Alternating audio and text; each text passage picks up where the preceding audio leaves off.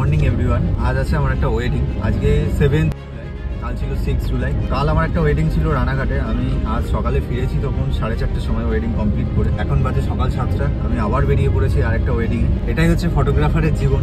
বাড়িতে হয়তো আমি 1.5 ঘন্টাও ঘুমাতে পারিনি আজকে। এখন যাচ্ছি, বৃষ্টিও হচ্ছে, ওয়েদারটা দেখো, মানে সকাল থেকে বৃষ্টি হয়ে যাচ্ছে।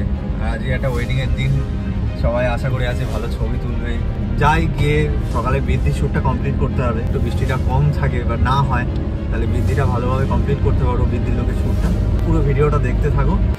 তো দেখতেই পাচ্ছ বাইরে প্রচন্ড বৃষ্টি হচ্ছে আর আমরা আসার কিছুক্ষণ পরেই ব্রাইড রেডি হয়ে যায়। তার জন্য আমরা ইনডোরে শ্যুট স্টার্ট করে দিই। আর ব্রাইড তো প্রচন্ড রেগে গেছিল বাইরে বৃষ্টি হচ্ছে বলে, ঘরের দরজা বন্ধ করে দিয়েছে।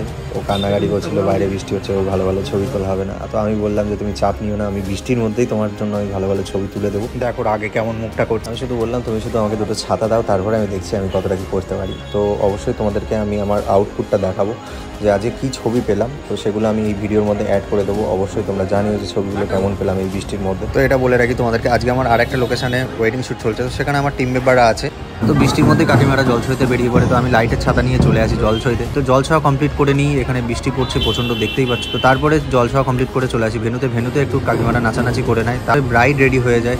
দেখতেই পাচ্ছ এটাই ছিল আজকের ব্রাইডের হলদির লুক।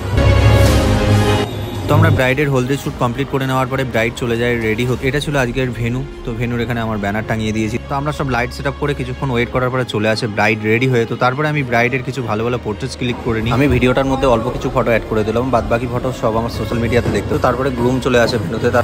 তো আমি তারপর বেরিয়ে আসি আমার আরেকটা ওয়েডিং প্রজেক্টে। এই ভেনুর গেটটা আমি তোমাদেরকে দেখিয়েছিলাম রানাঘাটের যে ওয়েডিং ব্লগসটা ছিল এর আগের দিনের সেই ভিডিওতে। সেই ওয়েডিং থেকে ফেরার সময় আমি তোমাদেরকে এই ভেনুর গেটটা দেখিয়েছিলাম। তো দিদি আমাকে বারবার করে রিকোয়েস্ট করেছিল যে আমি যেন সারাদিনের মধ্যে একবার ওয়েডিংয়ে আসি। এখানে আমার সকাল থেকেই টিম মেম্বাররা যা ছিল, তারপরেও আমি দিদিকে বলেছিলাম যে হ্যাঁ আমি সন্ধ্যেবেলা যাব। তো সেটা সিঁদুরদানের সময় এসে আমি পৌঁছাই। তো সিঁদুরদানটা কমপ্লিট করে তারপরে কাপেল কিছু ভালো ভালো ছবি আমি ক্যাপচার করে নিই। তারপরে আমি চলে আসি আমার আগের ওয়েডিং ভেনুতে। তো সেখানে এসে দেখি হোম হচ্ছিল। তো এখানে আমার টিম মেম্বাররা ছিল, ফটোগ্রাফার, সিনেমাটোগ্রাফাররা, তারা মাইডিলের অনেক রিচুয়ালসে তারা ক্যাপচার করে নেয়। শুরু হয়ে যায় সিঁদুরদান। তো সিঁদুরদান কমপ্লিট করে নিয়ে আমি কাপেলের জন্য রেডি হতে বলি তাদেরকে। তো তারা কাপেলের জন্য রেডি হয়। কাপেল শ্যুটগুলো আমি কমপ্লিট করি, ভালো ভালো কিছু ছবি বার করে নিই কাপেলের।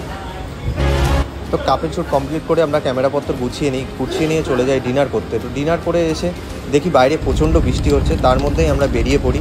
তো আজকের ভিডিওটা এই পর্যন্ত। পুরো ভিডিওটা তোমাদের ভালো লেগে থাকলে অবশ্যই লাইক কমেন্ট শেয়ার করো আর চ্যানেলটা সাবস্ক্রাইব করো। টাটা।